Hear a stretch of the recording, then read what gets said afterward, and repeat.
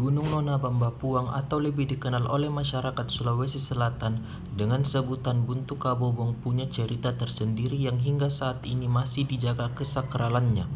Kakek Aswar, warga asli Kabupaten Enrekang yang tempat tinggalnya tak jauh dari kaki gunung tersebut, mengatakan keunikan bentuk permukaan Buntu Kabobong tak serta-merta jadi begitu saja, melainkan, kata dia, bentuk permukaan Buntu Kabobong menyerupai alat kelamin wanita karena ada sebuah peristiwa yang terjadi pada zaman itu. Menurut cerita yang ada, di mana kala itu tepatnya di kaki gunung terdapat sebuah kerajaan yang disebut Kerajaan Tindalun.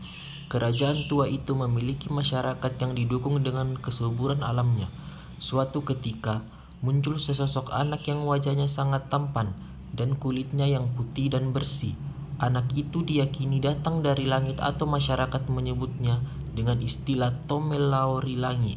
Anak itu pertama kali ditemukan oleh seorang ibu yang berparas cantik bernama Masaang, warga dari kampung Tindalun. Ceritanya, Masaang bersama masyarakat lainnya melihat ada api yang menyala di sekitar kampung pada malam hari. Karena penasaran, mereka mendekati sumber api tersebut dan ternyata tak jauh dari situ mendapati anak berwajah tampan tersebut. Kelebihan bentuk fisik atau masyarakat menyebutnya Tomalakbi yang dimiliki anak tersebut membuat kagum Masaang dan masyarakat lainnya, sehingga masyarakat pun membawa anak itu ikut bersama pulang ke kampung Tindalun dan dibesarkan oleh Masaang. Masaang sendiri ceritanya seorang ibu yang memiliki 5 anak namun tak tinggal bersama. Malah seorang anaknya tak diketahui di mana rimbanya atau hilang begitu saja. Selang beberapa tahun dalam pemeliharaan Masaang, anak itu tumbuh menjadi dewasa dan kemudian dijodohkan dengan putri raja dari Kerajaan Tindalun yang juga tak kalah cantiknya. Keduanya pun memulai hidup berumah tangga dan pada akhirnya dikarunia seorang anak laki-laki yang dinamakan Kalando Palapana.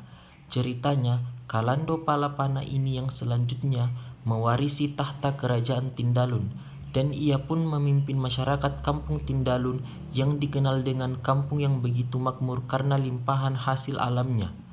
Namun, di balik kesuburan alam yang diberikan Tuhan tersebut, membuat masyarakat Tindalun yang hidup di kawasan Gunung Nona Enrekang itu lupa diri, hidup dalam keadaan hura-hura, bahkan perilakunya di luar batasan-batasan norma agama maupun adat yang berlaku kala itu.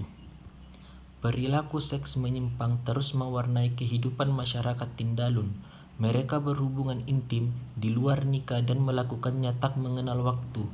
Raja sempat gelisah melihat perilaku menyimpang masyarakatnya, bahkan hal negatif yang dilakukan masyarakatnya pun sudah menjakiti salah seorang kerabat kerajaan. Karena kegelisahan terus menghantui, raja pun mengumpulkan seluruh tokoh adat dan agama kala itu untuk membahas upaya yang akan dilakukan agar masyarakat Tindalun sadar dan meninggalkan perilaku seks bebas yang ia lakukan tanpa batasan lagi. Meski raja sudah berusaha keras pada waktu itu, namun perilaku masyarakat semakin menjadi-jadi. Mereka tak peduli dengan perintah rajanya sendiri, sehingga bencana pun datang meluluh lantahkan kampung Tindalun. Tuhan murka dan menurunkan kutukannya kepada masyarakat Tindalun. Salah satu di antaranya ada yang dikutuk menjadi bukit yang menyerupai alat kelamin wanita tersebut. Itulah gunung yang menghadap ke barat yang terletak di sebelah timur Gunung Nona Bambapuang yang kemudian dikenal dengan sebutan Buntu Kabobong. Tak hanya itu, di sebelahnya pun terdapat pula gunung yang bentuknya menyerupai alat kelamin pria, di mana antara kedua gunung tersebut dipisahkan oleh sebuah anak sungai. Jadi, begitu cerita sejarah peristiwa Gunung Nona. Intinya, ada pesan moral dari bentuk gunung tersebut, di mana manusia diingatkan jangan pernah melakukan hubungan seks di luar nikah, karena dalam agama itu adalah dosa besar dan tentunya membuat azab datang dan itu pasti.